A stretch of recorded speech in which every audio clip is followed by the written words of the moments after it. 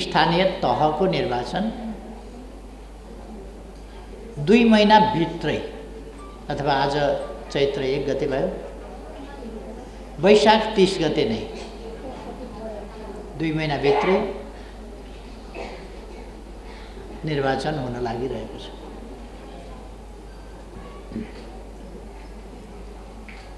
त्यस निर्वाचनले मैले अघि भने जस्तै एउटा सन्देश दिनेछ।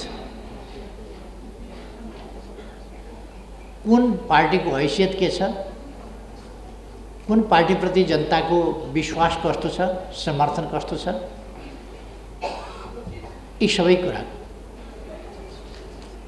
र यसले आगामी दिनमा राष्ट्रिय सभा निर्वाचन लगायतका कतिपय पक्षहरू र स्थानीय तहहरू मार्फत देश विकास गर्ने कुरा, स्थानीय तहहरू जागरणका अभियन्ता पनि हुन्, देश विकासका जगहरू आधारहरू पनि हुन्। त्यहाँबाट हामी नेतृत्व निर्माणदेखि, विकासदेखि, स्वच्छता र सुशासनदेखि, समावेशिता र सहभागितादेखि यी सबै पक्षहरूको आधार तयार गर्दछौँ। ती सबै कुराहरूको एउटा निर्माणका लागि प्रस्थान बिन्दुको रूपमा पनि हामी त्यसलाई हेर्छौँ।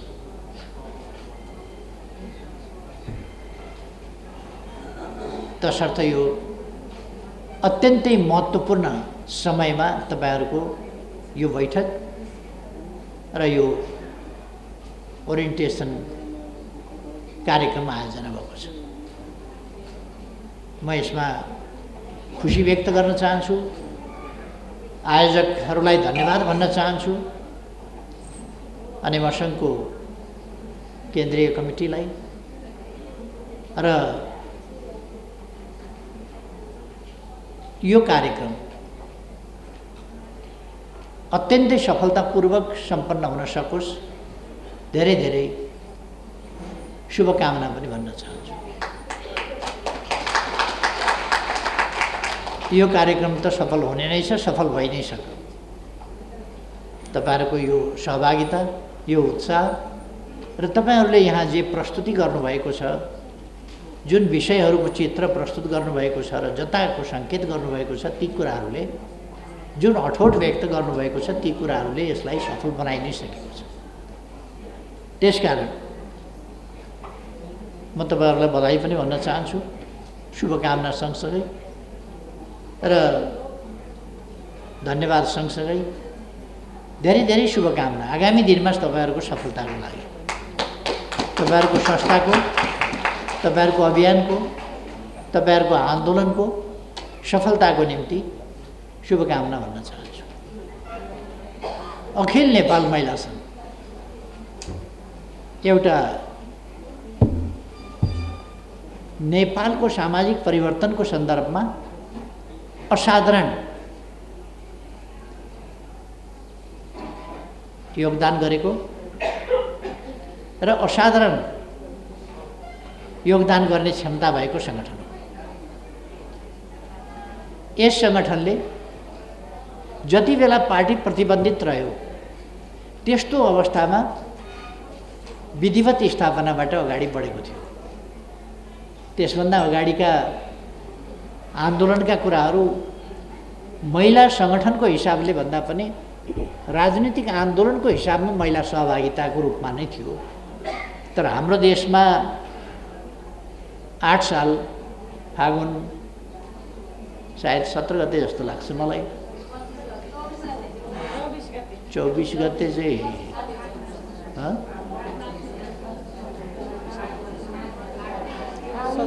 मैले स्थापना गरेको दिनको कुरा गरेको हो। स्थापना मार्च 8 मा होइन, तपाईँहरूले मार्च 8 लाई मान्नुभएको छ। तपाईँहरूले मानेको भए त्यही गर्नु। ए पछिको 37 को 37 साल फागुन 17 गते पुनर्स्थापना भयो, 24 गते। अच्छा त्यसैलाई मानौँ। फागुन 24 गते 8 साल फागुन 24 गते स्थापना र त्यसले एकातिर त्यो तथाकथित भन्दा हुन्छ त्यो लोकतान्त्रिक प्रणाली जसले जनताको प्रगतिशील शक्तिलाई प्रतिबन्धित गर्छ, अग्रगामी चेतनाको सम्भाग शक्तिलाई प्रतिबन्धित गर्छ, त्यस्तो लोकतन्त्र राणा शासन ढालेपछि पनि आएको थियो र काङ्ग्रेसको शासनकालमा कम्युनिस्ट पार्टीमाथि प्रतिबन्ध लगाएको थियो 8 सालमा। तपाईँहरूलाई थाहा छ 8 सालमा प्रतिबन्ध मागमै लागेपछि तुरुन्तै फागुनबाटै युवा, विद्यार्थी, महिला, किसान आदि जनवर्गीय सङ्गठनहरूको स्थापना भएको थियो। त्यस मार्फत पार्टीले काम गर्न थालेको थियो र त्यसमध्ये अखिल नेपाल महिला सङ्घ एउटा सशक्त प्रभावकारी सङ्गठनको रूपमा स्थापना गरेर अगाडि बढेको थियो। तर त्यो त्यसरी अगाडि जान सकेन। एउटा सामाजिक चेतनाको स्तरको कारणले पनि अगाडि जान सकेन, अर्को दमनको कारणले पनि अगाडि जान सकेन। दमनको मात्रै कारणले पनि होइन, यसै त दमनमा स्वाभाविक रूपमा आन्दोलन दमनको कारणले पछाडि पर्दैन, होइन पछाडि पर्छ नै। सामाजिक परिवर्तनको अग्रगमनको गति अवरुद्ध हुन्छ नै तानाशाहीले। त्यसै कारण त हामी तानाशाहीको विरोध गर्छौँ। तानाशाहीले अखिल नेपाल महिला सङ्घलाई कमजोर पार, तर दमनले मात्रै चाहिँ होइन रहेछ, त्यो सामाजिक चेतनाको पनि कुरो, सङ्कल्पको पनि कुरो रहेछ भन्ने कुरा फेरि 37 साल फागुन 17 गतेको पुनर्गठनबाट। त्यसबेला पनि निरङ्कुश राजतन्त्र थियो, निर्दलीय तानाशाही पञ्चायत नामको व्यवस्था थियो, चर्को दमन थियो, सङ्घ संस्था केही खोल्न पाइँदैन थियो, महिला सङ्गठन होस् या अरू सङ्गठनहरू त्यस्ता खोल्न पाइँदैन थिए। त्यस्तो अवस्थामा त्यो एक ढङ्गले भन्ने हो भने राणा शासनभन्दा अलिकति मात्रै, थोरै मात्रै फरक, उही जहानिया, उही एकतन्त्रीय, उही सामन्ती राजतन्त्रात्मक निरङ्कुश शासन थियो, दमनकारी शासन थियो, जनविरोधी शासन थियो। त्यस्तैमा पुनर्स्थापित भएको थियो र अहिलेको सङ्गठन वास्तवमा भन्ने हो भने त्यही पुनर्स्थापित सङ्गठन हो। अगाडिको सङ्गठन त 8 सालको सङ्गठन गठन गर्ने साथीहरू उहाँहरू कता कता पुग्नु भएको थियो र पुनर्गठित गरेर यस सङ्गठनलाई अगाडि बढाइएको थियो र यसले त्यस यता धेरै महत्त्वपूर्ण काम गरेको छ। खास गरी 44 को आन्दोलन र त्यसभन्दा पछिका दिनहरूमा यसले आफ्नो भूमिकालाई प्रभावकारी बनाएको छ र हामी सबैलाई थाहा छ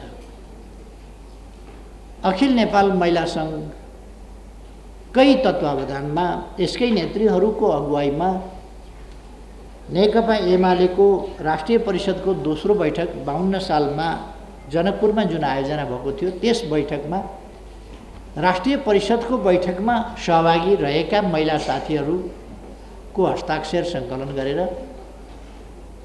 अहिलेका सम्माननीय राष्ट्रपतिजीको अगुवाईमा एउटा अभियान चलाइएको थियो र परिषदको बैठकमा नै त्यस अभियानको निष्कर्ष प्रस्तुत गरिएको थियो र कम्तीमा पनि 20% कानुनमै व्यवस्था गरेर 5 प्रतिनिधि मध्ये 1 जना प्रतिनिधि अनिवार्य रूपमा महिला हुनुपर्ने व्यवस्था गर्नुपर्दछ भन्ने कुरा अगाडि सारिएको थियो। त्यो परिषदले पास गरेको थियो, त्यसलाई ल्याएर संसदमा अगाडि बढाइएको थियो। त्यो पछि कानुनमा त्यसलाई व्यवस्था गरियो र 5 जना वडाका जनप्रतिनिधिहरूमध्ये 1 जना चाहिँ अनिवार्य रूपमा महिला हुनुपर्ने, त्योभन्दा धेरै पनि हुन सक्ने, तर 1 जना कम्तीमा महिला हुनुपर्ने। यसरी हामीले 47 को संविधानमा अत्यन्तै कन्जर्भेटिभ, पछौटे प्रवृत्ति भएका, पछाडि परेको विचार भएका शक्तिहरूसँग मिलेर काम गर्नु परेको थियो र त्यसबेला हाम्रो संविधान निर्माणमा सहभागिता र हैसियत कमजोर थियो। यहाँहरूलाई थाहा छ सरकार बनाउँदा पनि 11 सदस्यीय सरकार बनाउँदा हाम्रो पार्टीको 1 जना थियो। संविधान निर्माण गर्दाखेरि पनि हाम्रो पार्टीको 1 जना थियो। वाम मोर्चाबाट 3 जना भने पनि वाम मोर्चा हाम्रै अनुसार त चल्दैन थियो। वाम मोर्चाका 3 जना संविधान निर्माणमा पनि थिए होला, वाम मोर्चाका 3 जना सरकारमा पनि थिए होला, तर हाम्रो पार्टीको भन्ने हो भने जुन पार्टी वैचारिक हिसाबले एडभान्स थियो त्यो पार्टीको चाहिँ 1 जना मात्रै। अहिले भन्नु पर्दाखेरि यथार्थ के हो भने त्यो हामीले पठाएको 1 जना त्यति बेला पठाइहाल्यो, तर हामीले पठाएको मन्त्रीको भूमिका कुनै काम लाग्दो थिएन, प्रभावकारी छँदै थिएन। मन्त्री हुने र अन्तरिमकाल 1 वर्ष गुजार्ने बाहेक उल्लेखनीय काम केही पनि भएन।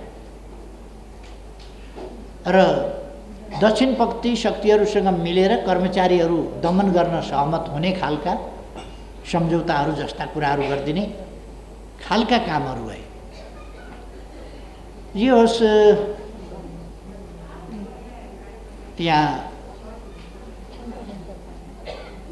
हाम्रो पार्टीको तर्फबाट भूमिका खेलिएको, आवाज उठाइएकै हुनाले कमसेकम महिला सहभागिताको प्रश्न 47 सालको संविधानमा महिला सहभागिताको प्रश्न अनिवार्य रूपमा महिला सहभागिता हुनुपर्छ भन्ने प्रश्न चर्को गरी उठाइयो र कमसेकम 5% भए पनि महिला उम्मेदवारी हुनुपर्दछ भन्ने कुरा 47 को संविधानले व्यवस्था गर्यो।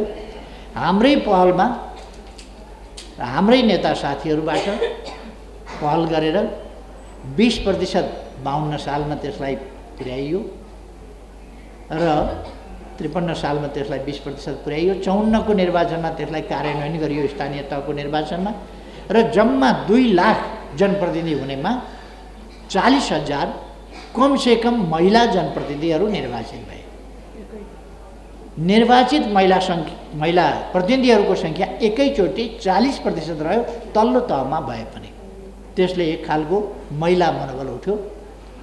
त्यस अनुभवलाई लिएर पछि 1/3 महिलाको अभियान अहिलेका राष्ट्रपतिजीको नेतृत्वमै अनिमा सङ्घले नै थाल्यो र राष्ट्रिय जागरणको सन्दर्भमा, सामाजिक न्याय र समानताको सन्दर्भमा,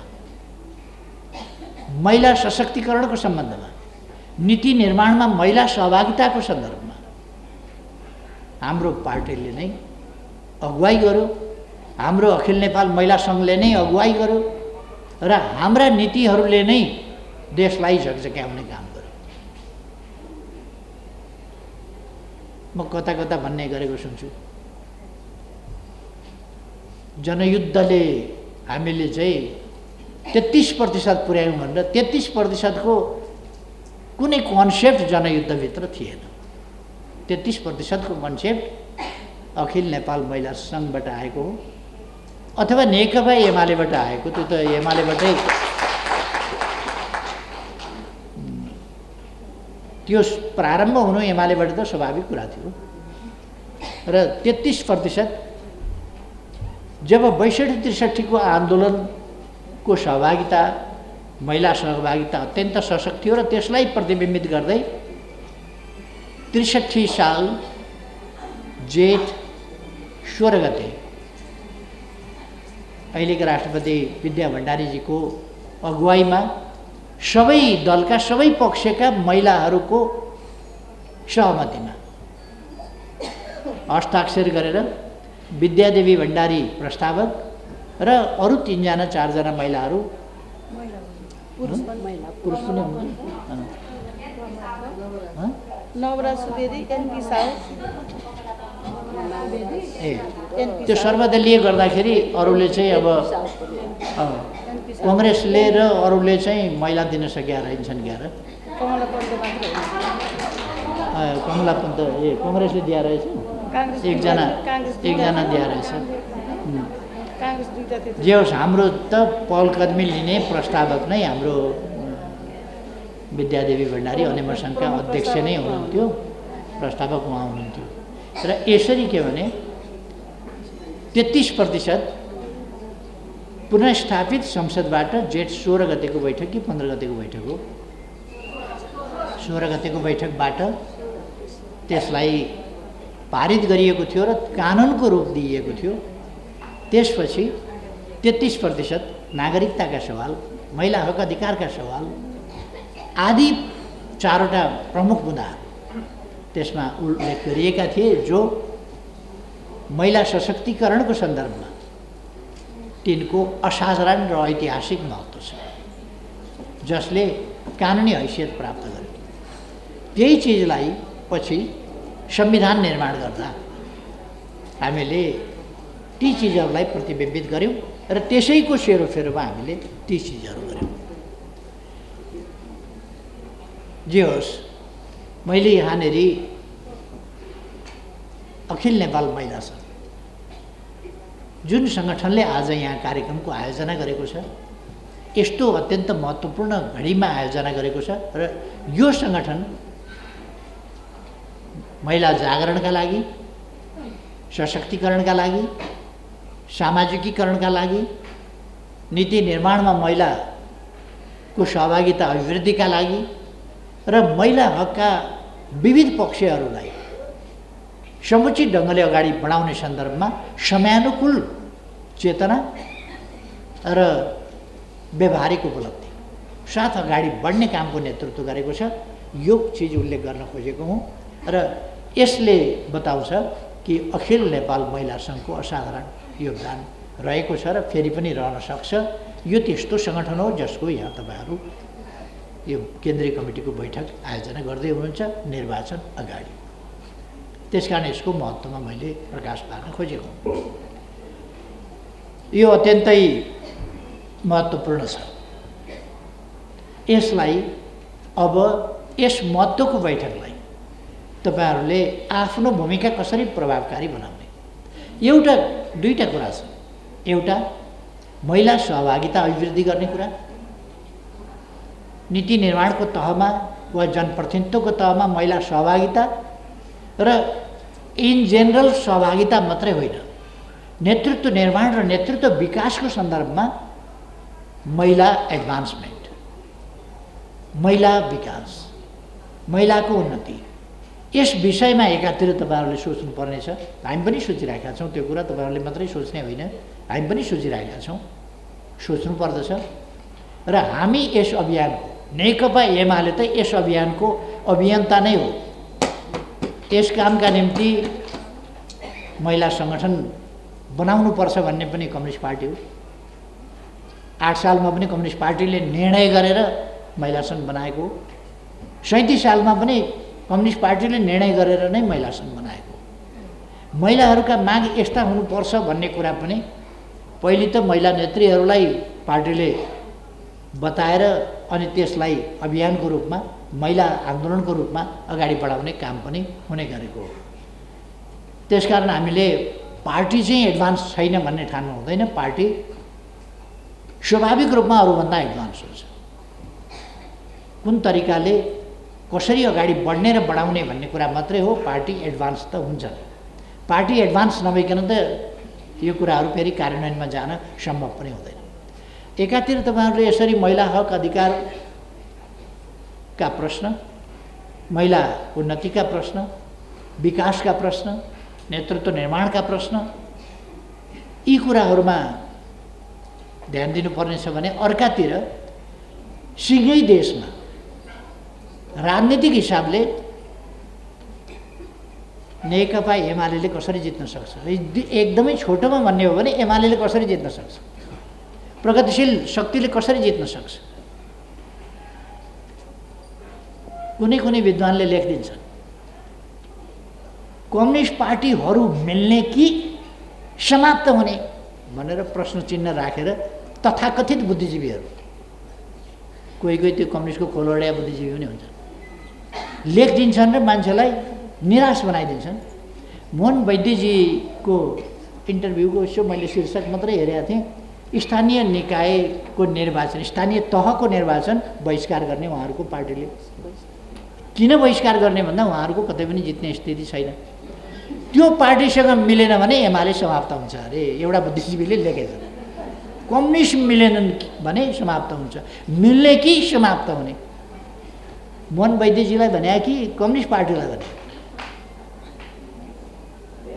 माधव कुमार नेपाल भन्नेको गुटलाई भनेको कि एमालेलाई भनेको?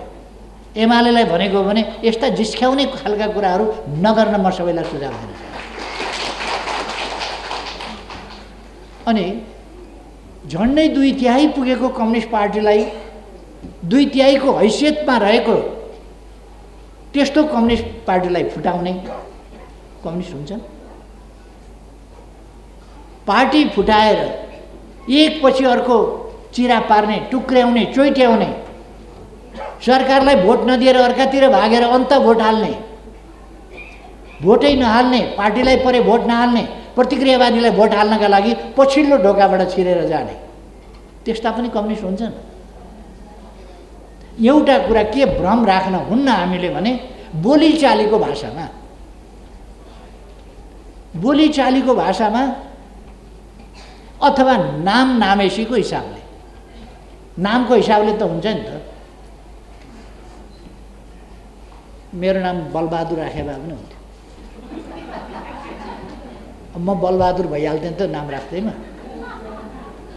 नामले बलबहादुर हुन्थे, कामले चाहिँ हुँदैन थिए। त्यस्तै यी नामका कम्युनिस्टहरू हुन्, कामका होइन। कसैको नाम धनबहादुर हुन सक्छ, धनी हुन्छ त ऊ, धनबहादुरै हुन्छ। सबैभन्दा गरिब पनि हुन्छ, गरिब हुन्छ ऊ, गरिब हुनसक्छ। त्यसकारण यो नामले नै केही हुने होइन। जनता अल्मल्याउन, झुक्क्याउन नाम त छोराछोरीको नाम बाबुआमाले छानी राख्दैनन्। पण्डितले एउटा भने हुन्छ, मबाट उठ्यो भनेर पण्डितले भनिदिन्छ, बाबुआमा छक्क, मबाट के राख्ने होला। अणाबाट उठ्यो भन्ने हुन्छ, के राख्ने होला बाबुआमालाई आफू। अनि नाम छानी सबभन्दा राम्रो नाम राखे हुँदैन छोराछोरीको, आफूलाई मन परेको नाम राख्न पाइयो नि त। यस्तै हो यी पार्टीका नाम पनि। नाम त छानिकन कति समयदेखि पार्टी फुटाउँला भनेको नाम छान्दा गरेर जुन फाटोवादी छ उसको नाम एकीकृत, जो प्रतिगामी प्रतिक्रियावादीको पुच्छर छ उसले समाजवादी, यस्तो राख्छ। त नाम र काम एउटै हुन्छ र। त्यसकारण हामीले यसको वैशाखी टेक्नुपर्छ, यो ढोडको लौरो टेक्नुपर्छ, अनि मात्रै हामी हिँड्न सक्छौँ भन्ने होइन। हामी हिँड्न सक्छौँ, हामी अगाडि बढ्न सक्छौँ, हामी चुनाव लड्न सक्छौँ, हामी मजाले जित्न सक्छौँ। हामी 60 देखि 70% स्थानीय तहमा निर्वाचन जित्न सक्छौँ। सिटको हिसाबले, पालिकाको हिसाबले, अनेक हिसाबले पनि 60 देखि 70% हामी एक्लै जित्न सक्छौँ। त्यस अनुसारको तयारी, यति जित्नका लागि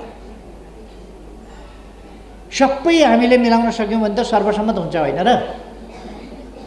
हामीले रोजेको प्रतिस्पर्धात्मक बहुदलीय व्यवस्था हो। प्रतिस्पर्धा त हामीले रोजेको हो। केही ठाउँमा त हामी हार्न पनि त तयार हुनुपर्छ नि त। प्रतिस्पर्धात्मक प्रणाली हामीले रोज्या हो।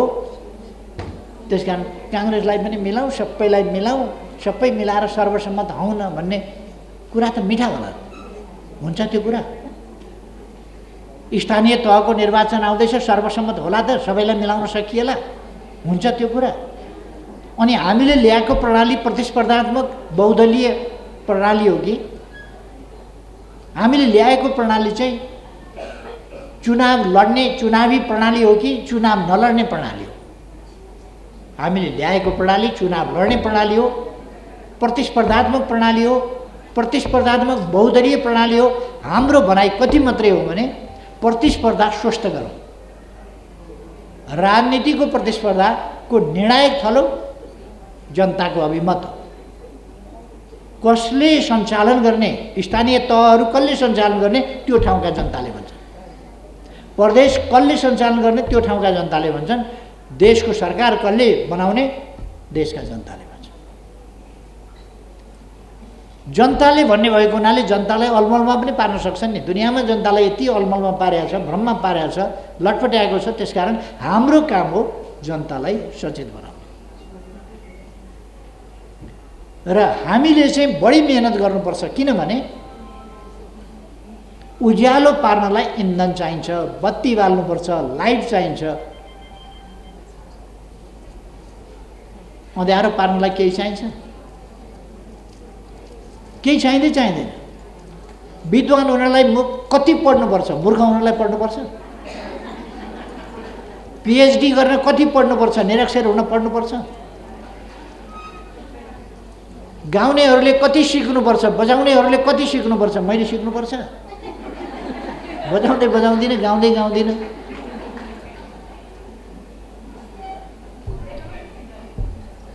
अहिले तत्काल आएको छ नि, तिम्रो मायाले दियो मलाई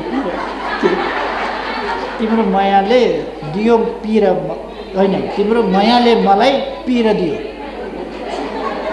तिम्रो मायाले मलाई पिर दियो त म गएको छैन। अहिले बडो प्रचलित छ नि अहिले त्यो, कुनै पार्टीलाई त उधमै भएको छ। यदि तपाईँले गाउनु छैन भने सिक्न परेन, दुःख गर्न परेन। बजाउनु छैन भने सिक्न परेन, दुःख गर्न परेन। तपाईँले कुनै खेल जित्न छैन भने अभ्यास गर्नै परेन। तपाईँले कुनै पास गर्नु छैन भने जाँच दिनै परेन। केही जान्नु छ भने सिक्नु पढ्नै परेन। अँध्यारैमै बस्नु छ भने उज्यालो बत्ती बाल्ने यत्न गर्नै परेन। फोहोरमै बस्नु पर्ने छ भने बढार्नै परेन, लिपपोत गर्नै परेन। मैलै भएर बस्नु छ भने नुहाई पनि गर्नु परेन, धुवाई पनि गर्नु परेन। यसै भइहाल्छ आफै। तर यदि तपाईँले सफाई गर्नु छ भने पानी चाहियो, साबुन चाहियो, के चाहियो, अनेक चिज चाहियो, अनेक चाहियो। अब राम्री हुनु छ भने तपाईँहरू के लाउनुहुन्छ नि? राम्री हुनै छैन भने छोडिदिनुहोस्, यसै जे छ सधैँ। हामी उज्यालोको प्रतिनिधि शक्ति हौँ। त्यसकारण हामीले उज्यालो पार्नका लागि इन्धन बाल्नुपर्दछ, बत्ती बाल्नुपर्दछ। यो बत्ती बाल्न सजिलो छ? कहाँ बिजुलीको बाँध कहाँ छ, बिजुली कहाँबाट पानी लगेर कहाँ खसालेको छ, त्यहाँबाट बिजुली निकालेको छ, फेरि अनेक सब स्टेसन के हुँदै, ट्रान्समिसन लाइनहरू हुँदै, अनेक ट्रान्सफर्मरहरू पार गरेर अनि तपाईँको घरसम्म आउँछ। बत्ती बाल्नु छ भने तपाईँले तार जोड्नु पऱ्यो, बल्ब किन्नु पऱ्यो, ल्याएर जोड्नु पऱ्यो, सबै गर्नु पऱ्यो। बाल्न छैन भने केही पनि परेन, स्वतः हुन्छ। जनता सचेत पार्नु छ हामीलाई। असचेत बनाउनेहरूले त यसै बोक्सी भनेर भ्रममा पर्ने परेकै छन्। हामीले सचेत पार्नुपर्ने भएको हुनाले महिला हिंसा यत्तिकै चलेकै छ, ठिकै छ भन्ने हो भने त जागरण अभियानै चाहिँदैन। महिला हिंसाका विरुद्ध हामी जानै पर्दैन। यदि महिला हिंसाका विरुद्ध जानुपर्ने छ भने के हो महिला हिंसा भनेको? कस्तोलाई हामी हिंसा भन्छौँ र कसरी हिंसा भइरहेको छ, अहिलेको स्थिति के छ, त्यसमा के गरेर यसलाई अन्त्य गर्न सकिन्छ, कुन यसका कारक तत्त्वहरू छन्, कुन यसलाई अन्त्य गर्न सहायक तत्त्वहरू हुन सक्दछन्, यी कुराको हामीले विश्लेषण गर्नुपर्ने हुन्छ र त्यसका लागि प्रयास गर्नुपर्ने हुन्छ, अभियान सञ्चालन गर्नुपर्ने हुन्छ। त्यसर्थ हामीले अँध्यारोलाई उज्यालोमा पार्ने, तमसोमा ज्योतिर्गमय, अन्धकारबाट उज्यालोतर्फ लानुपर्ने, अन्धकारलाई उज्यालो बनाउनु पर्ने, फोहोर ठाउँलाई सफा गर्नुपर्ने हो भने हामीले त्यसका निम्ति मेहनत गर्नुपर्छ। काङ्ग्रेसलाई मेहनत गर्नु पर्दैन। काङ्ग्रेसका नेता जस्ता भए पनि महान हुन्छन्, नपढे पनि हुन्छ, केही फरक पर्दैन, महान हुन्छ। केही जान्नुपर्छ भन्ने पनि छैन, महान हुन्छ। केही गर्नुपर्छ भन्ने पनि छैन, महान गर्यो भन्ने हुन्छ। तर कम्युनिस्टले केही गर्दाखेरि पनि उनीहरूले जस दिँदैन।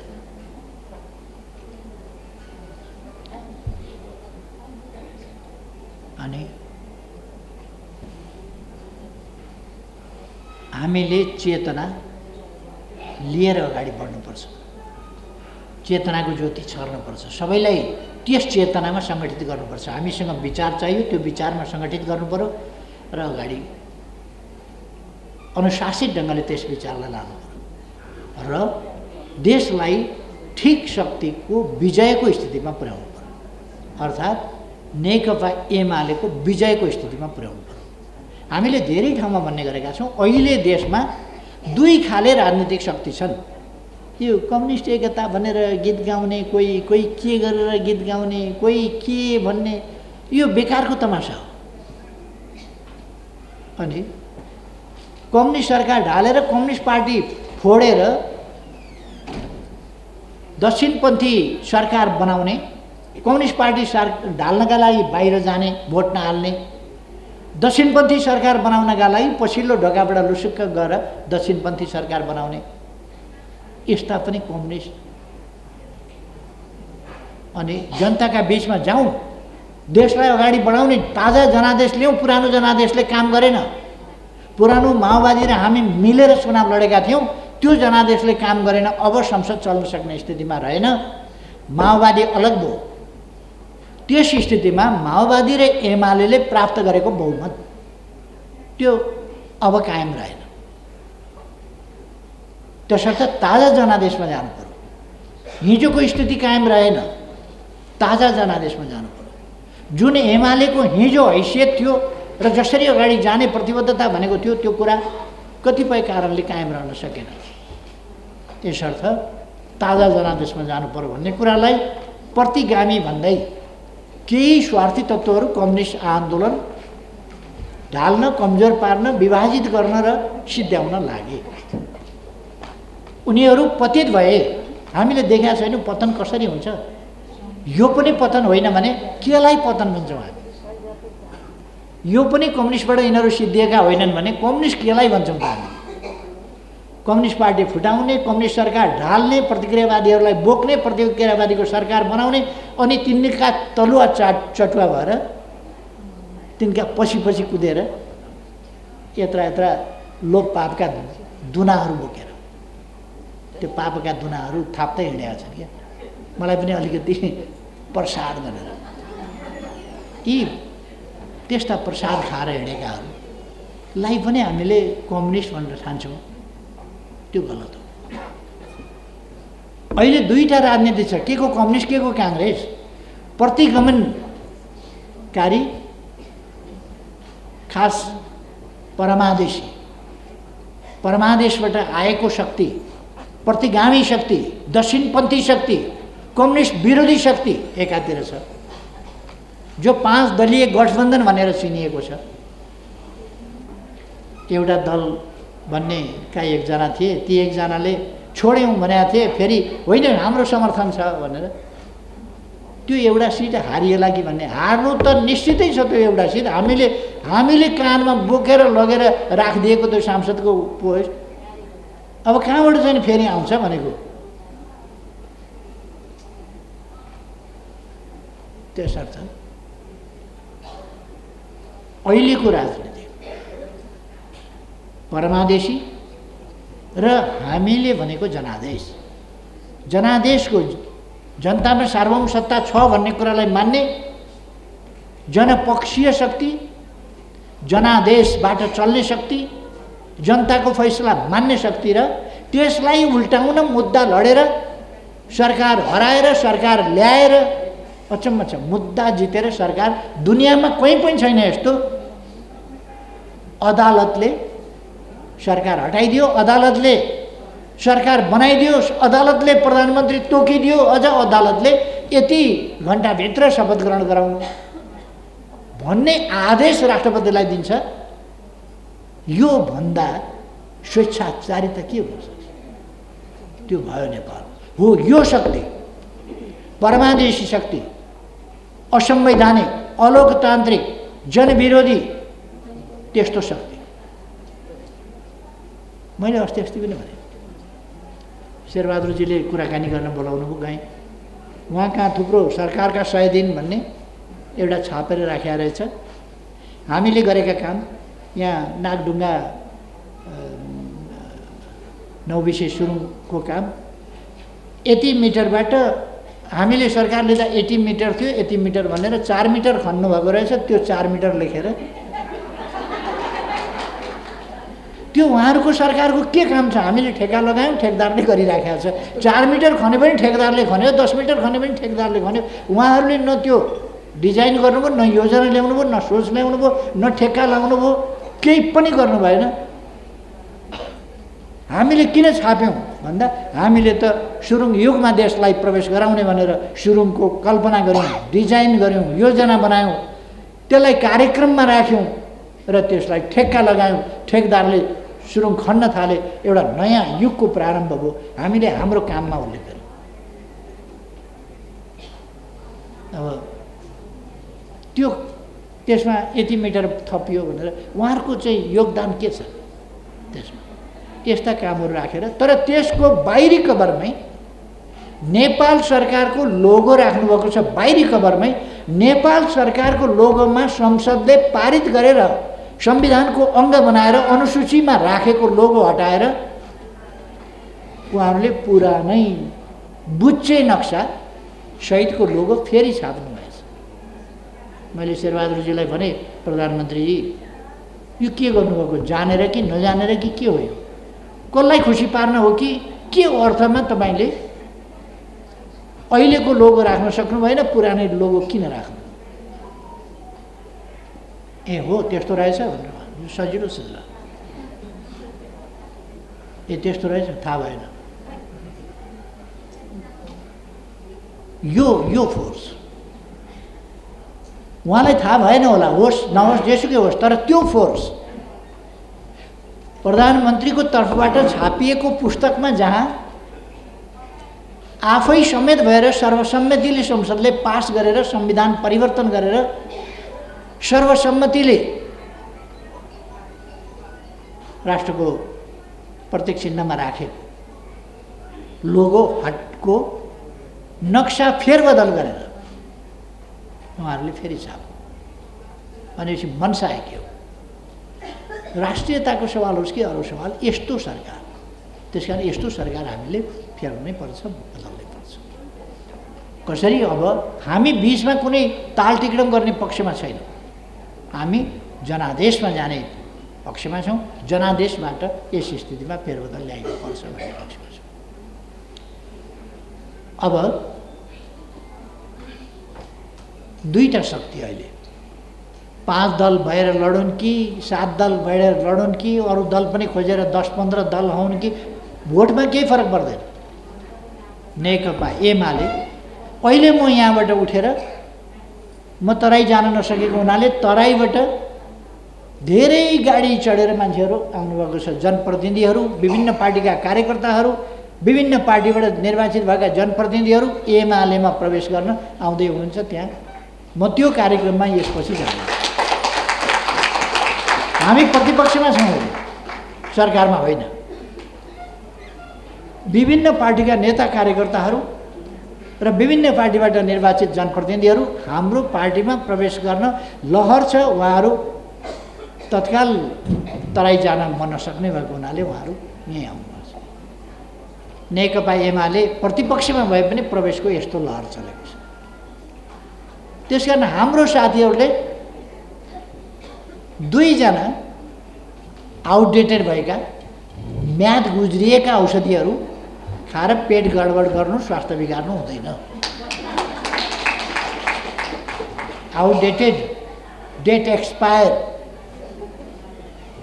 ट्याब्लेट खाने अनि स्वास्थ्य बिगार्ने गर्नु हुँदैन। ताजा जनताको यत्रो लहर छ, त्यो लहर सामेल गरौँ न। कोही पनि नभएका, सबैले छोडेका, अनि त्यस्ता मान्छे ल्याएर आसन ग्रहण गराएर हामीले देख्यौँ नि त। कोर्तिर पतिर आसन ग्रहण गरे हुन्छन्। केही काम गर्न लाग्यो भने यताबाट कचकच गर्छ, यताबाट कचकच गर्छ, यताबाट कचकच गर्छ, उताबाट कचकच गर्छ, के पनि गर्न जाए। भएन भने हात उठाएको उठाइ गर्छ। बोल्न दिनु पऱ्यो, बोलेपछि अनि तथानाम बोल्छ।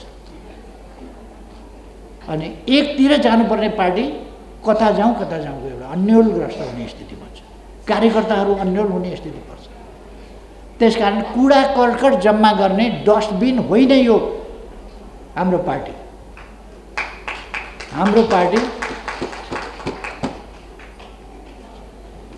तेज तरार, सुन्दर भविष्यतर्फ उन्मुख र त्यसका निम्ति काम गर्ने कार्यकर्ताहरूको पार्टी। आफ्ना महत्त्वाकांक्षाले सिकुडिँदै गएर मरिच चाउरिए चाहिँ चाउरिनेहरूको पार्टी होइन। खुला दिल खुला मनका साथ देश बनाउने सङ्कल्प बोकेर अगाडि बढ्ने पार्टी हो। त्यसै गरी हामी अगाडि बढ्नुपर्छ। अब त्यस काममा तपाईहरु पहिलो कुरो त जनताका बीचमा अखिल नेपाल महिला सङ्घले पार्टी जत्तिकै पार्टीभन्दा बढी तपाईहरुका शाखाहरू प्रदेश कमिटी, जिल्ला कमिटी, पालिका कमिटी, वडा कमिटी र टोल कमिटीहरू, यी कमिटीहरूको पुरै जालो देशभरि व्यापक रूपमा विस्तार गर्नुहोस्। गरिरहनु भएको छ, तपाईहरु धन्यवाद छ। त्यसलाई अझ सशक्त बनाउनुहोस् र तपाईहरुको सदस्यता संख्या 10 लाख भन्दा बढी पुर्याउनुहोस्। 1.5 करोड महिला देशमा छन्, 10 लाख बिनाले के भयो? यो स्थानीय तहको निर्वाचन अगाडि तपाईहरुले 10 लाख पुर्याउन सक्नुहुन्छ सदस्यता वितरण। त्यसकारण सदस्यता व्यापक वितरण गर्नुहोस् र अहिले यति बेला तपाईहरुको जोड वडा कमिटी र टोल कमिटी गठन, ती कमिटीहरूलाई राजनीतिक रूपमा राजनीतिमा ती जोडिनु पर्यो। ती कमिटीहरू तिनीहरूलाई महिला आन्दोलनका उद्देश्यहरूसँग जोडिनु पर्यो। ती कमिटीहरू महिला हक अधिकार र महिला सशक्तिकरण र जागरणका प्रश्नसँग जोडिनु पर्यो। ती कमिटीहरू त्यसरी ती कमिटीहरूलाई अगाडि लानुहोस् र हाम्रा कमिटीहरू अनुशासित हुनुपर्दछ। आफ्ना कुरा राख्ने, भएका निर्णय कार्यान्वयन गर्ने र पार्टीका निर्णय, नीति, निर्णय र निर्देशनहरू पालना गर्ने। त्यो कुरा सिंहै वनेमा सङ्घले बट इफ नगरिकन, तर भनेर होइन, straight party policy, party decision and instructions straight पालना गर्नुपर्छ। अनि मात्रै तपाईहरुको संगठन सफल हुन सक्छ। पार्टीले तपाईहरुलाई अनावश्यक हस्तक्षेप गर्दैन। तपाईहरु ढुक्क रहनुहोस्। तपाईहरुका काममा, तपाईहरुको गतिमा ब्रेक लगाउने काम गर्दैन। यदि कुनै जिल्लामा तपाईहरुको जिल्ला अधिवेशन, तपाईहरुको पालिका अधिवेशन केही पार्टीलाई नसोधे हुनाले रोक्नुहोस्, किन खुरुखुरु गर्नुहुन्छ भनेर, अनि पार्टीले कहिले भ्याउँछ त्यसअनुसार होइन, तपाईहरु आफ्ना काम गर्नुहोस्। जो साथीहरू हुनुहुन्छ त्यहाँ पनि नेतै हुनुहुन्छ, पार्टीका पनि नेतै हुनुहुन्छ। त्यसकारण तपाईहरुले आफ्नो संगठनात्मक कामलाई अगाडि बढाउनुहोस्, जानकारी गराउनुहोस्, तालमेल मिलाउनुहोस्, तर आफ्नो ढङ्गले जनसंगठनले काम चाहिँ गर्नुहोस्। यसमा मलाई थाहा छ उहिलेदेखि पार्टी नेताहरूले बत्ती बाल्ने कुरामा झमेला गरेर हैरान। आज पनि मलाई राखिदिनु भएको रहेछ बत्ती बाल्ने, बाल्दिएँ मैले। तपाईहरु सधैँ बाली आउनु भएको छ, बल्ल पाएको आफूले। तपाईहरु त घरमा बालेको बालै गर्नुहुन्छ नि, बिहानै बेलुका। हाम्रो त न घर चान्स छ, न कहीँ धन्न तपाईँहरूले दिनुभयो र बाल्नु। यो त एउटा ठट्टाको कुरा हो। तर पार्टीले यो बत्ती बाल्ने कुरामा, रिबन काट्ने कुरामा तपाईहरुसँग लफडा गर्न आवश्यक छैन। म पनि साथीहरूलाई भन्छु, पार्टीका नेताहरूलाई भन्छु, पुरुष नेताहरूलाई भन्छु कि यो बत्ती बाल्ने, रिबन काट्ने यस्ता कुरामा धेरै लफडा नगर्नुहोस्। को प्रमुख अतिथि हुने भन्ने कुरा अब भन्न त मलाई भन्दिनु होला, प्रमुख अतिथि नभन्दा पनि हुन्छ। म पार्टी अध्यक्ष हो, यसै आएँ भइगयो, तपाईँहरूकै प्रमुख अतिथि भन्नु न, सभापति तपाईँ होइन।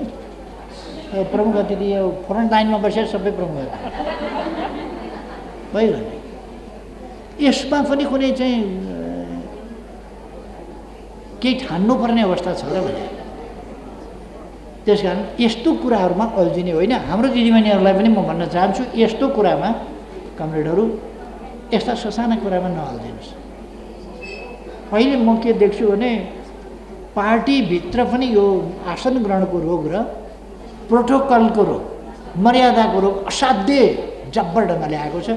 कमसेकम तपाईँहरू अलिकति कमलो फराकिला मनका हुनुहुन्छ, त्यसै भएर तपाईँहरूलाई परपर राख्छन्। यहाँ पुरुष हुने हो भनेदेखि परपर पल्ला छेउमा महिला पछाडि त्यसरी राख्ने हो। त्यो कुरालाई हामीले अलिकति तोड्दै ल्याएका छौँ अहिले।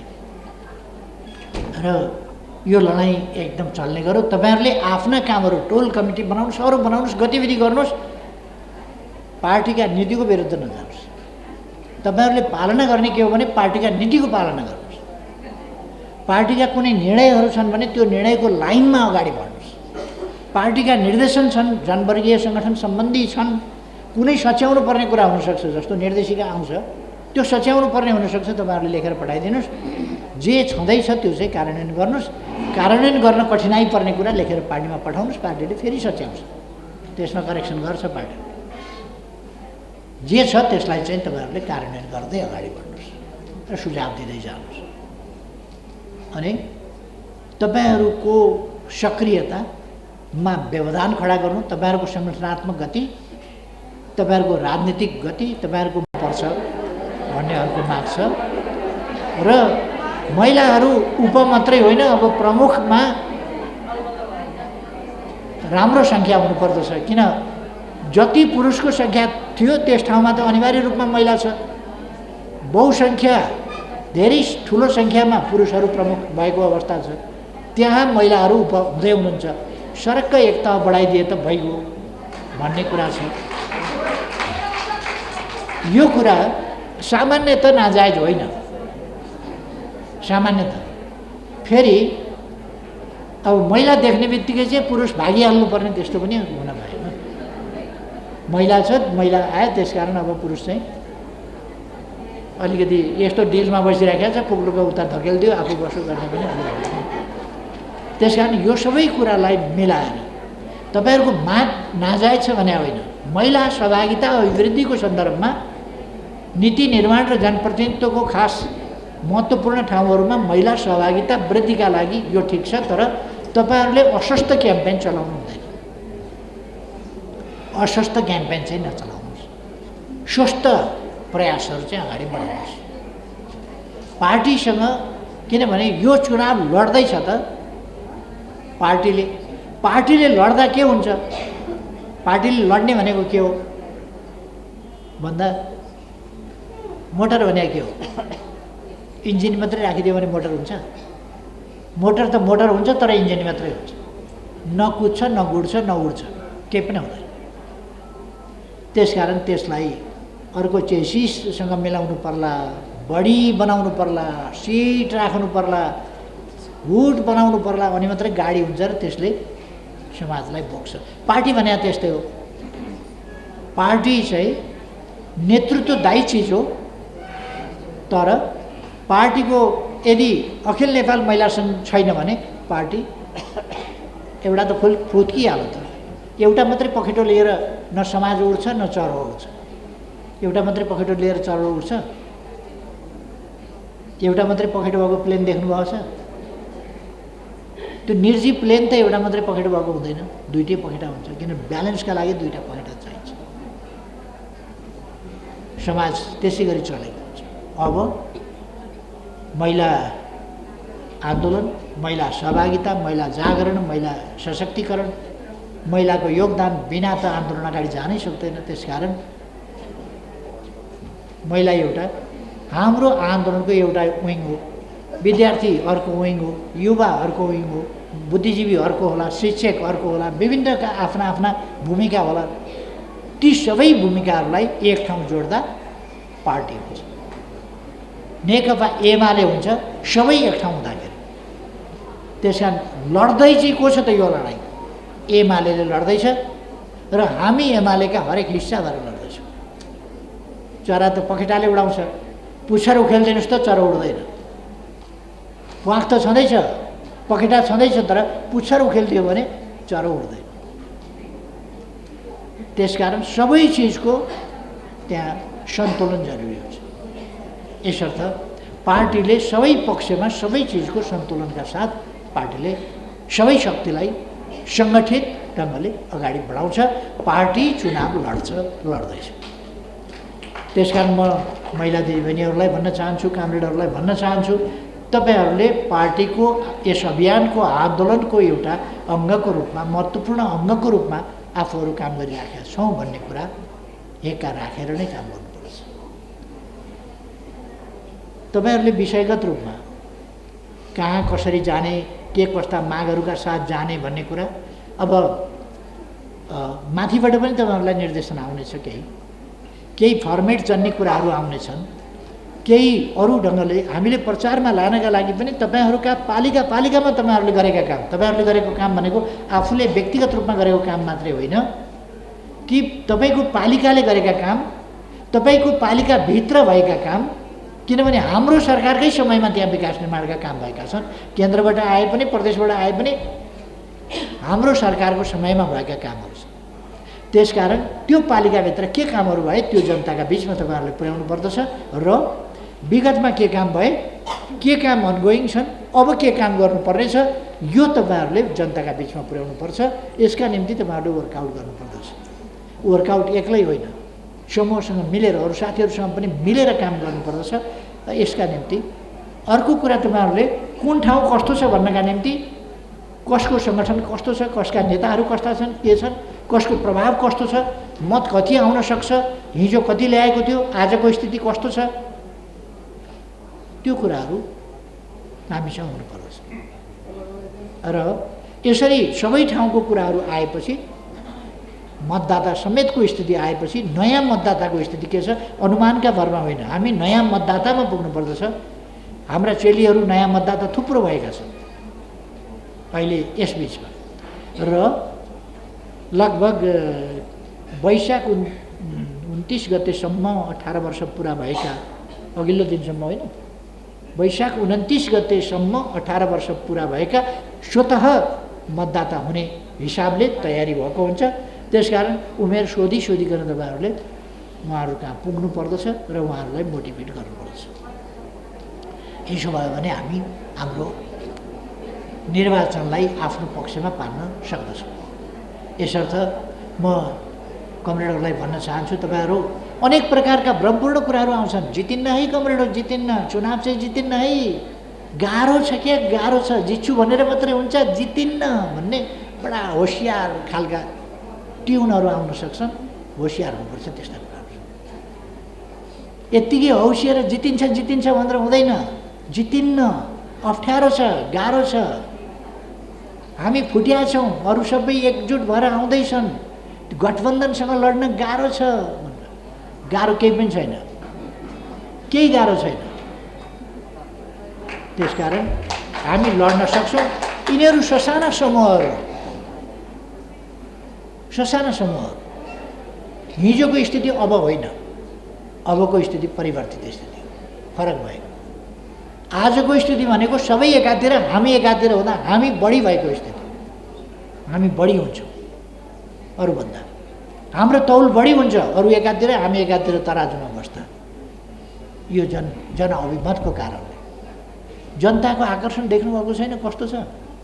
मैले अघि भने हामी सरकारमा छैनौँ, प्रतिपक्षमा छौँ, तर सत्ताधारी दलका नेता कार्यकर्ता जनप्रतिनिधिहरू हामीतिर ओहिरिराखेका छन्, हामी प्रवेश गराइराखेका छौँ। महानगरका मेयर उपमेयर लगायत वडा अध्यक्षहरू, नगरका मेयर उपमेयर वडा अध्यक्ष लगायतका जनप्रतिनिधिहरू र पार्टीका नेता कार्यकर्ताहरू नेकपा एमालेतिर प्रवेश गरिराखेका छन्। लहर छ यसको। त्यसकारण हामी निराश हुने होइन, आत्मविश्वासका साथ हामी जित्छौँ, निश्चित रूपमा जित्छौँ हामी चुनाव।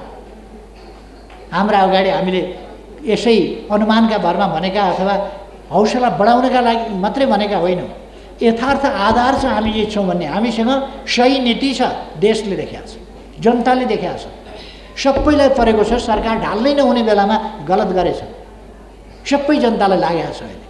त्यसै कारण एमालेलाई साथ दिनुपर्छ भनेर मान्छे आइरहेको छ। हामी जित्छौँ, जनशक्तिले हामी जित्छौँ, हाम्रा सही नीतिले जित्छौँ, विगतमा गरेका राम्रा कामहरूले जित्छौँ हामी। कङ्ग्रेसले के लिएर जान्छ अरे जनतामा? एमाले पहिले अघिल्लो सरकारको भण्डाफोर गर्ने, आफू के गर्छु भन्ने त छैन नि। हामी त काङ्ग्रेसको भण्डाफोर केही गर्दैनौँ, किन के भण्डाफोर गर्नु, के गरेका छ र भण्डाफोर खाएका छन्, यो दिनचर्या हो तिनीहरू।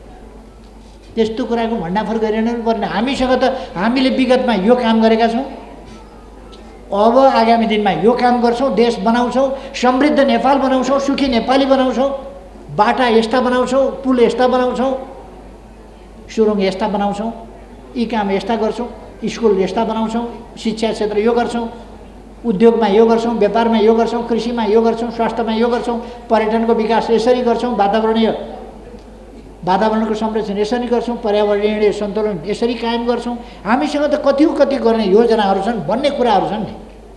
त्यस कारण हामी त्यो कुरा लिएर जान्छौँ। यिनीहरू नेकपा एमालेलाई धारे हात लगाएर सराप्ने र एमालेका विरुद्ध भ्रम फिजाउने। हिजो म घरमै थिएँ, साथीहरू थिए, मलाई पनि अलिक भोक लाग्योहरू पनि साथीहरू थिए, त्यहाँ चिउरा खाउँ भन्ने कुरा भयो। यसो चिउरा खाइयो, कसले फेरि फोटो खिचेर हालिदिएछ फेसबुक। त्यसपछि विरोधीहरू चम्किएर फुका चिउरा खाएको देखायो। कस्तो खान्छ, लुकी कस्तो खान्छ, सुनका चिउरा खान्छ होला, यहाँ धानका चिउरा खाएको देखायो। उधुम गरे के भएका विरोधी। सुनका खाँदैन भने चाँदीका त पक्कै खान्छ नि। यहाँ धानका चिउरा खाएको देखायो।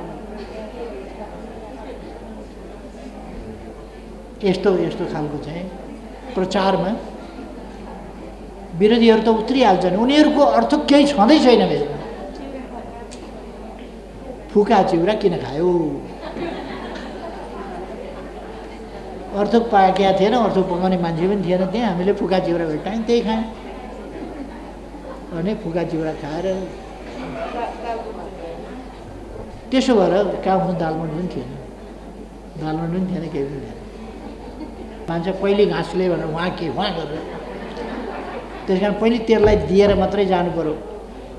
बल्ल तपाईँहरू समय निकाल्नुहुन्छ। अब त्यसमाथि पनि तपाईँहरूको गतिलाई बडो मुस्किलले निकालेको समय त्यसमा पनि गतिमा ब्रेक लगाइदिने हो भने तपाईँहरूलाई काम गर्न गाह्रो हुन्छ। त्यसकारण महिला दिदीबहिनीहरू अलिक फुक्का ढङ्गले काम गर्न स्वतन्त्र हुनुहुन्छ। त्यस कारण तपाईँहरू त्यस ढङ्गले आफू गतिशील भएर अगाडि बढ्नुहोस्।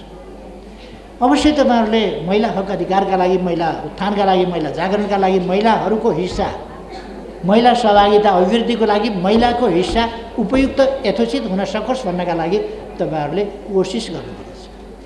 तर त्यो कोसिस म तपाईँहरूलाई भन्न चाहन्छु, अस्वस्थ नहोस्, स्वस्थ कोसिस गर्नुहोस्, सुझावको तहमा गर्नुहोस्, कुराहरू बताउनुहोस्, आफ्ना सबै कुराहरू। र के पनि ठान्नुहोस् भने तपाईँहरूको एक्लैका आन्दोलन होइन, पार्टी अगाडि लागेर नै, पार्टीले प्रोत्साहित गरेर नै तपाईँहरू अगाडि बढ्न सक्नुहुन्छ। पार्टी नभइकन फेरि तपाईँहरू अगाडि बढ्न गाह्रो हुन्छ। होइन भने गैर सरकारी संस्थाहरू अन्तबाट फन्डिङ भए पनि ती खुम्चिँदै जान अनिवार्य हुन्छ। किनभने तिनका पछाडि पोलिटिकल फोर्स छैन, छ भने अन्तै छ। अन्तको पोलिटिकल फोर्सले यहाँ केही गर्न सक्दैन, खुम्चिन्छ। त्यसो भएर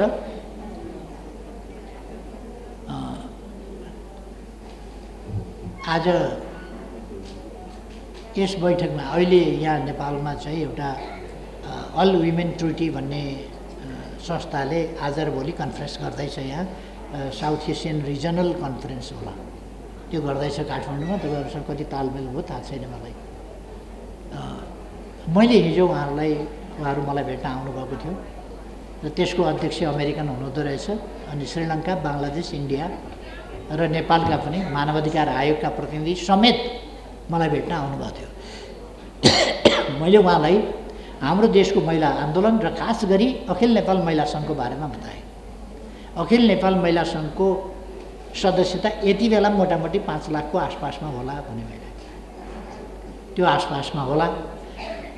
र देशको सबै भागमा, सबै प्रदेश, सबै जिल्ला, सबै पालिका, सबै वडा र सबै टोलमा हाम्रो अखिल नेपाल महिला सङ्घ छ।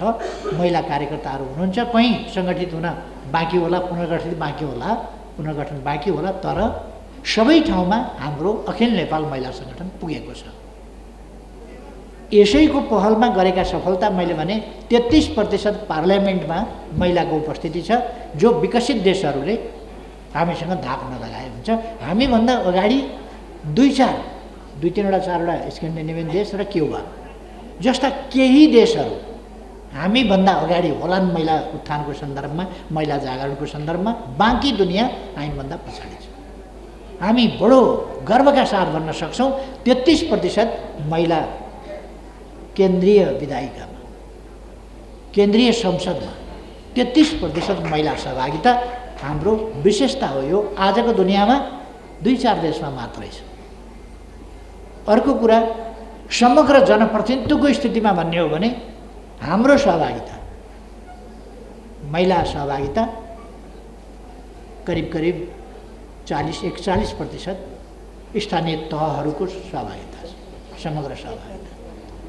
र हाम्रो दलित महिलाहरूको, उत्पीडित महिलाहरूको सहभागिताको स्तर भन्ने हो भने हाम्रो मात्रै अरूसँगको तुलना गर्ने हो भने हामी एक्लै 52% होला, अरू 48% सबै मिलाउँदा होला।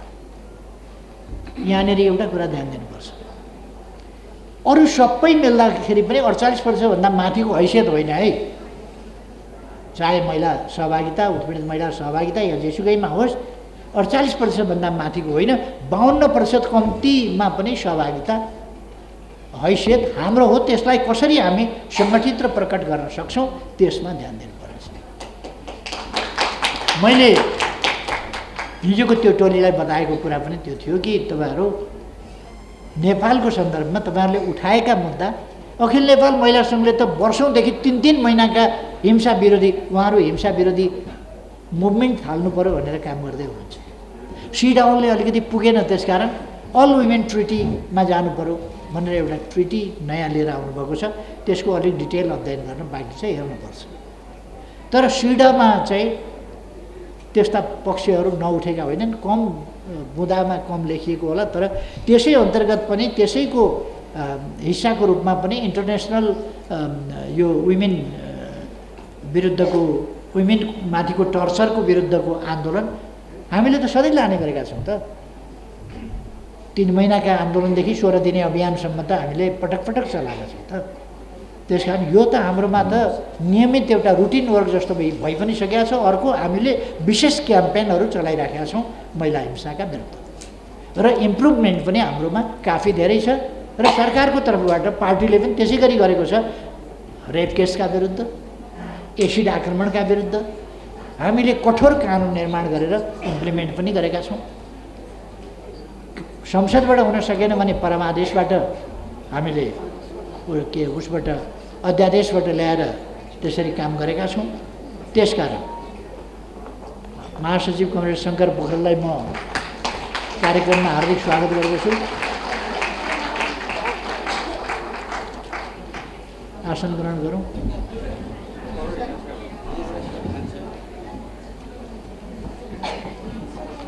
एकपल्ट महासचिव कमरेडलाई स्वागत गर्दै ताली बजाउँ है सबैले।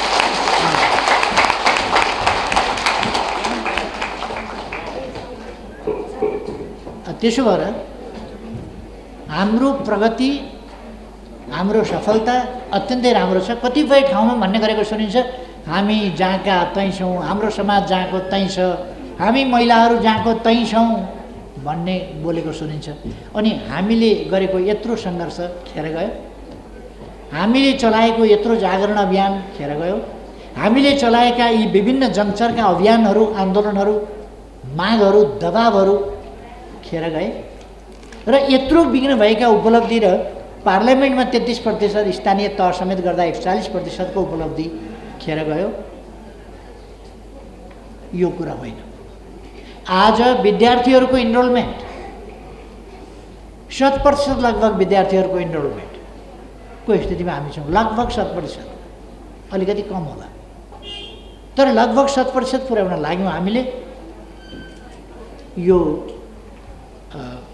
UNHCR के उसले अरे युनेस्कोले पनि समर्थन गरेको, प्रशंसा गरेको विषय हो हाम्रो लागि। त्यसै गरेर हामीले अरू क्षेत्रहरूमा, महिलाको सन्दर्भमा, मानवाधिकारको सन्दर्भमा त्यसै गरी उल्लेख्य प्रगति गरेका छौँ। र मैले अस्तिको दिन पनि बोल्दाखेरि भनेको थिएँ एउटा प्रोग्राममा, हामीले अल्प विकसित राष्ट्रबाट विकासशील राष्ट्रमा स्तरोन्नति गर्ने कुरामा सफलता प्राप्त गरिसकेका छौँ। र त्यसमा हामी सिफारिस भइसकेका छौँ। त्यसमा हामी श्रेणी अब बढोत्तरी भइसक्यौँ भने अब हामीले दिगो विकास लक्ष्य हासिल गर्नु छ। दिगो विकास लक्ष्य प्राप्तिका हामीले थुप्रै प्यारामिटर्सहरू, मापदण्डहरू पुरा गरिसकेका छौँ। अरू पुरा गर्नुपर्नेछ। केही हामीलाई कोभिडले रोक्यो, सबभन्दा खतरनाक ढङ्गले यो परमादेशी गठबन्धनले रोक्यो। अहिले दिगो विकास लक्ष्यमा पुग्नका लागि ठुलो बाधा त्यही भएको छ र अर्थतन्त्र एकदमै खतरनाक ढङ्गले ओह्रालो लागेको छ। यस्तो अवस्थामा हामीले ओह्रालो लागेको अर्थतन्त्रलाई ओह्रालो लाग्न नदिने कुराहरू, समाजमा आएका विकृतिलाई रोक्ने कुरा, सामाजिक मूल्य मान्यता मर्यादा सभ्यता जस्ता कुरा अगाडि बढाउने कुरा, शिक्षा स्वास्थ्य लगायतका क्षेत्रहरू र सामाजिक न्याय र समानताका क्षेत्रका हाम्रा प्रयास र उपलब्धिहरूको रक्षा गर्ने र अगाडि बढाउने कुरा, यी सबै कुरामा हामीले ध्यान दिनु जरुरी छ। र यसका निम्ति सकेसम्म छिटो आम निर्वाचन र त्यस आम निर्वाचनमा नेकपा एमालेको अत्यधिक बहुमत सहितको शानदार विजय आवश्यक छ। त्यसका निम्ति हामी कन्सल्टेन्ट हुनुपर्दछ। पहिलो बुँदा चाहिँ हामी सबैको साझा बुदाइ हो। युवाको, विद्यार्थीको, महिलाको, किसानको, मजदुरको, शिक्षकको, कर्मचारीको अथवा इन्जिनियरको, डाक्टरको, वकिलको, पत्रकारको, हरेकको अहिले एउटै साझा उद्देश्य हुनुपर्दछ, नेकपा एमालेको बहुमत, शानदार बहुमत। यो आजको उद्देश्य हो सबैको साझा। अब यसपछि आफ्ना आफ्ना सेक्टरल कुराहरू, मजदुरले आफ्नो सहभागिता, किसानले आफ्नो सहभागिता, बुद्धिजीवीले आफ्नो सहभागिता, युवाहरूले आफ्नो सहभागिता खोज्ला, महिलाहरूले आफ्नो सहभागिता वृद्धिको कुरा गर्ला। यी कुराहरू स्वाभाविक हुन्, गर्नुपर्दछ। र आफ्नो सामुदायिक हक हितका कुरा, त्यसको सुदृढीकरणका कुरा र त्यसलाई अगाडि बढाउने कुरा, अझ उन्नत स्तरमा पुर्याउने प्रयास, ती चिज हामीले गर्नुपर्छ। अहिले महिला दिदीबहिनीहरूको एउटा माग देखिन्छ। त्यो माग तपाईँहरूले गर्नुभन्दा अगाडि पनि हामी सोचिरहेकै थियौँ कि कसरी। तपाईँहरूका दुई तीनवटा कुरा छन्। एउटा, अहिले भइरहेका महिलाहरू जो जनप्रतिनिधि महिलाहरू हुनुहुन्छ, एक साधारणतया महिलाहरूले स्वच्छताका साथ काम गर्नुभएको छ। केही अपवाद बेग्लै कुरा होला, नत्र हाम्रो पार्टीका महिला नेत्रीहरूले, महिला जनप्रतिनिधिहरूले स्वच्छतापूर्वक काम गर्नुभएको छ। एउटा, सफलतापूर्वक काम गर्नुभएको छ। दोस्रो, ध्यानपूर्वक काम गर्नुभएको छ, मेहनतपूर्वक। तेस्रो, कोभिड जस्ता प्रसङ्ग आउँदाखेरि महिलाहरूले असाधारण ढङ्गले काम गर्नुभएको छ। चौथो, र न्यायिक धेरै चाहिँ उपमा भएको हुनाले उपको काम चाहिँ न्यायिक अधिकारको प्रयोग गर्ने हुने भएको हुनाले स्थानीय तहको न्याय निरूपण गर्दाखेरि पनि बहुतै सन्तुलित र उपयुक्त ढङ्गले गर्नुभएको छ। जस्ता कुराहरू अनेकले एक तह प्रमोसन पाउनु राम्रो हुन्छ महिलाहरूले भन्ने उहाँहरूको छ। यदि महिला नै प्रमुख छ भने त्यहाँ महिलै भए पनि भयो, महिला प्रमुख छैन भने महिलाले एक तह प्रमोसन पाउनुपर्छ भन्ने तपाईँहरूको एउटा माग छ।